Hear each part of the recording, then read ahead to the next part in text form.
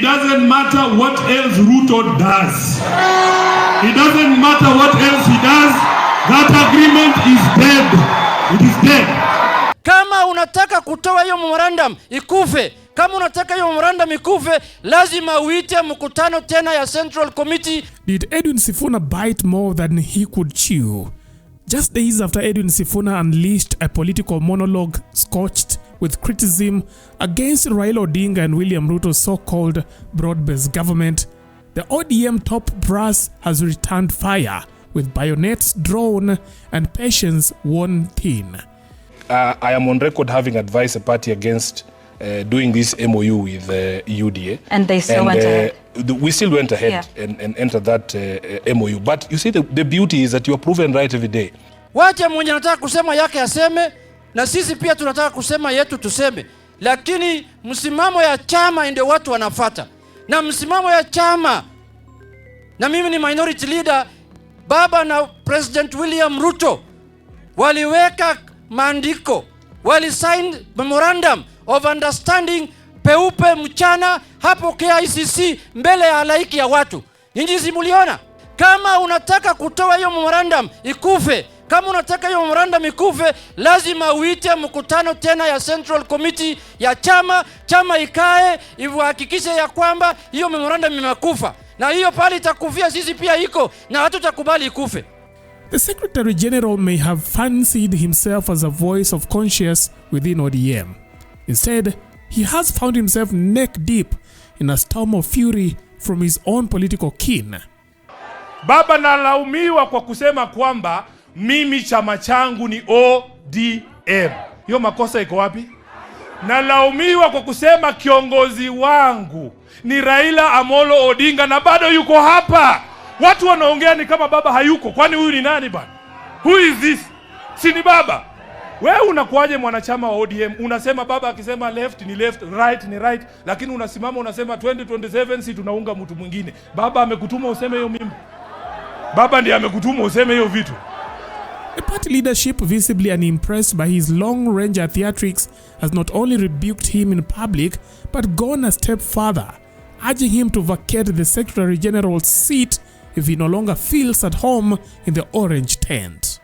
Kwa hivyo yule mtu yoyote ambaye anazungumza kinyume na ile mambo na maadili ya chama chetu, atuambie hazungumzii chama, anazungumza kwa niaba yake yeye mwenyewe.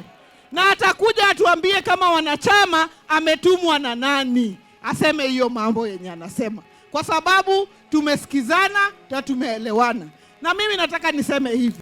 Leading the charge is none other than Oburu Odinga, who doesn't just speak with party loyalty, but family lineage. Oburu gave Sifuna two options: either support the party's direction or pack and leave. He said Sifuna also has his right to speak his view. I also have my right to speak my views. My views are that the arrangement we have with the Kinyakwasa government is an arrangement which was made by the party ODM. And if you are a spokesman of ODM and you want us to come out of it, can you please officially put it to the party there so that you tell us and we shall move out if our party leader tells us. And we cannot have a party general secretary who is saying we move out and we are there and our law. Now, that wasn't a gentle tap on the shoulder. That was a political eviction notice, publicly signed and sealed in front of Raila Odinga, the ODM party leader. But Sifuna isn't exactly packing his bags. Not yet. He believes ODM can still redeem itself from what he sees as a dwindling credibility after it's causing up to the very regime it once branded as autocratic. The reason I will not resign yet is because I've not given up yet. I have not given up on members of ODM because ODM is a mass movement, Yvonne. ODM has a followership, a registered membership of over 5 million people. And when you speak to a majority of those people, there is still belief and trust within the ranks of the party that Baba knows what is right for the people, that he will do the right thing, and that the vast majority of the members of the party believe in themselves and in their ability to pull this train back on its tracks. You will listen to what we in Parliament say, but ODM has a total complement of about 106 elected members of Parliament. Compare that to the 5 million in the grassroots there who have given support to this political party for years. Secondly, many of us, like I personally, speaking as Sifuna, I have known one political leader all my life. You cannot just give up and say you are going to quit on all that membership. But I want to say here that on the day that I give up, I will tell you, I will say it publicly that I have lost the battle to rescue this party and to bring it back to where it was. And we will have lost collectively as members of ODM. At the heart of Sifuna's attack lies what he describes as the hypocrisy of the so-called National Unity Project. Sifuna's charge sheet against the Ruto-led administration is grim. Forced disappearances, a clampdown on dissent, and extrajudicial killings. Offenses he claims are being whitewashed under the sweet-sounding banner of unity. William Ruto is not interested in the details of the MOU.